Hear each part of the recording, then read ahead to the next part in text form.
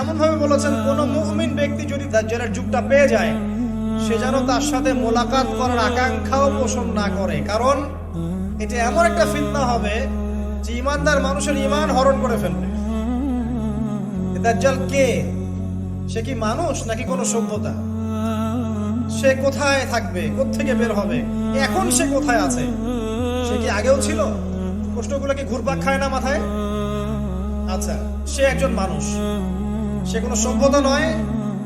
তার কোকড়ানো চুল থাকবে, সে খুব হেভিলি বিল্ড হবে, তার শারীরিক শক্তি থাকবে বেশি, তার এক চোখ অন্ধ থাকবে, ঠিক আছে? এবং সে জিউসদেরকে নিয়ে বিশ্ব শাসন করবে। কতদিন? 40 দিন। 40 দিন মানে কি এক্স্যাক্টলি 40 দিন না, একটা সময় বোঝানো হয়েছে। এটা নিয়ে ওলামায়ে কেরামের মাঝে ইখতিলাফ আছে। তবে এতটুকু বলা হয়েছে, তার প্রথম দিনটা হবে 1 বছরের সমান, দ্বিতীয় দিনটা হবে 1 মাসের সমান, আর তৃতীয় দিনটা হবে 1 সপ্তাহের সমান। এবং বাকি দিনগুলো মানুষের দিনের মতোই, আমাদের দিনের মতোই হবে। নবী সাল্লাল্লাহু আলাইহি ওয়াসাল্লাম বলছেন যে সে বের হবে আমার উম্মতে, এবং কিয়ামতের আগে সে সবচেয়ে ভয়ঙ্কর ফিতনা হবে। এর চেয়ে বড় কোনো ফিতনা নাই, আসবে না, ছিল না। পৃথিবীতে এখন যতগুলো ফিতনা আছে, এগুলোকে একসাথে করলেও দাজ্জালের সমান হবে না। সে বিশ্ব শাসন করবে, তার এক হাতে জান্নাত, এক হাতে জাহান্নাম। মানে এটা রূপক অর্থে, কারণ জান্নাত জাহান্নাম হাতে আনা সম্ভব নয়। এক হাতে কি জান্নাত আনা সম্ভব? এক হাতে জাহান্নাম আনা সম্ভব? অর্থাৎ তার আনুগত্য যারা করবে তাকে সে প্রোগ্রেস দিবে, যে করবে না তাকে সে ধ্বংস করবে, এক শাস্তি দিবে। সে একটা কওমের পাশ দিয়ে হেঁটে যাবে, কওমের লোকদেরকে বলবে আমাকে আল্লাহ বলে মেনে নাও। ওই কওমের লোক যদি মেনে নেয়, ওদেরকে সচ্ছলতা দিবে, ওদের ফসল ফলবে, ধন সম্পদ ওদের পিছু নিবে। যদি কোন কওম অস্বীকার করে, ওদেরকে ম্যাসাকার করে ছেড়ে দিবে। একজন যুবককে ডাকবে, ডেকে বলবে আমি কি আল্লাহ, তুমি কি বিশ্বাস করো? সে বলবে না, তুই দাজ্জাল। ওই যুবকটাকে ধরে চিরে ফেলে দিবে, চিরে ফেলে তার দেহের এক প্রান্ত একদিকে, আর এক প্রান্ত আরেক দিকে ফেলে দিবে। এরপর আবার একে জীবিত করবে, জীবিত করে যুবককে আবার বলবে যে এখন কি বিশ্বাস হয়েছে যে আমি আল্লাহ?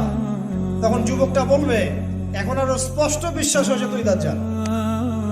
কারণ নবী সাল্লাল্লাহু আলাইহি ওয়াসাল্লাম বলেছিলেন যে দাজ্জাল এরকম করে চিরে একজনকে ফাড়বে, আবার জীবিত করবে।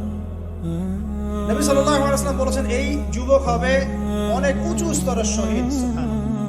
ইনশাআল্লাহ তাআলা এমন একটা সময় আসবে যখন আল মাহদি আসবেন এবং ঈসা ইবনে মারইয়াম আসবেন, তখন মাসিহুদ দাজ্জালকে ওই প্যালেস্টাইনেরই বাবে লুদ নামক জায়গায় হত্যা করা হবে।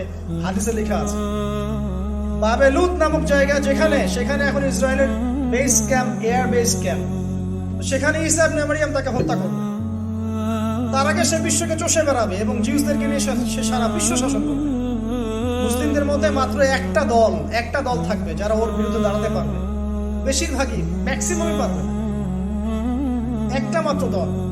তাদের কথা নবী সাল্লাল্লাহু আলাইহি ওয়াসাল্লাম বলেছেন, নিঃসন্দেহে তারা আল্লাহর নবী এবং সাহাবীদের অনুসারী হবে। তাদের নাম কি হবে নবীজি বলে যাবেন, মা'আনা আলাইহি ওয়া আসহাবি। কিন্তু নবী সাল্লাল্লাহু আলাইহি ওয়াসাল্লাম বলেছেন যে তারা এত শক্তিশালী হবে ইনশাআল্লাহ তাআলা, শেষ পর্যন্ত মুসলিমদের হাতেই ওদের পরাজয় লেখা আছে। কিভাবে লেখা আছে জানেন?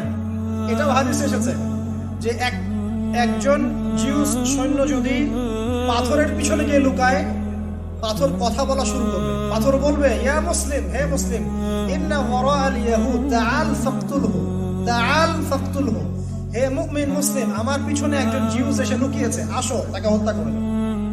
পাথর কথা বলবে, কি মনে করছেন? এবার দেখেন, যেই নবী সাল্লাল্লাহু আলাইহি ওয়াসাল্লাম বলছেন যে দাজ্জাল মক্কা আর মদিনায় ঢুকতে পারবে না, ফেরেশতারা তাকে পাহারা দিয়ে রাখবে, তাই না? কেটে কেটে পাহারা দিয়ে রাখবে।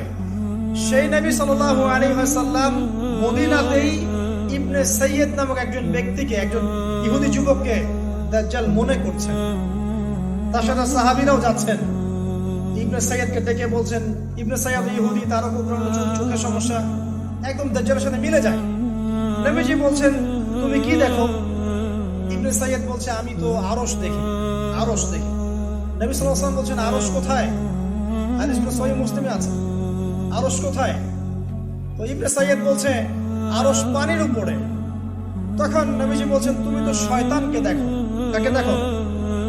শয়তানকে দেখো। এবার নবীজি বলছেন তুমি কি বিশ্বাস করো যে আমি শেষ নবী? তুমি কি বিশ্বাস করো আমি শেষ নবী? ইবনে সাইয়্যিদ বলছে আপনি কি মানেন যে আমি নবী? কথা বুঝতে পারছেন কি বলছে ইবনে সাইয়্যিদ? আপনি কি মানেন যে আমি নবী? তো ওমর রাদিয়াল্লাহু আনহু বলছেন, ইয়া রাসূলুল্লাহ, আমাকে খালি একটা অনুমতি দেন, এই বেয়াদবের গর্দানটা উড়াই দেই। তখন নবী সাল্লাল্লাহু আলাইহি ওয়াসাল্লাম বলছেন, না হে ওমর, সে যদি আসলেই দাজ্জাল হয়ে থাকে তাহলে তুমি তাকে হত্যা করতে পারবে না, কারণ তার হত্যা লেখা আছে ঈসা ইবনে মারইয়ামের হাতে, ঠিক আছে?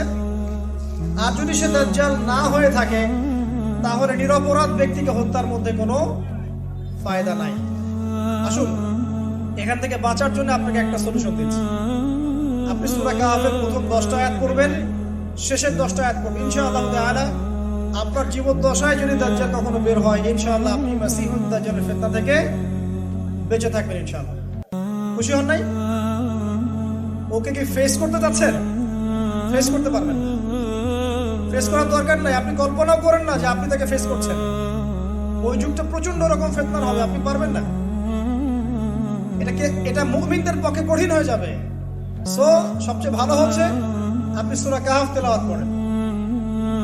সূরা কাহফ তেলাওয়াত করেন, ইনশাআল্লাহ তাআলা আল্লাহ রাব্বুল আলামিন আপনাকে মাসিহুদ দাজ্জালের ফিতনা থেকে বাঁচাবেন ইনশাআল্লাহ।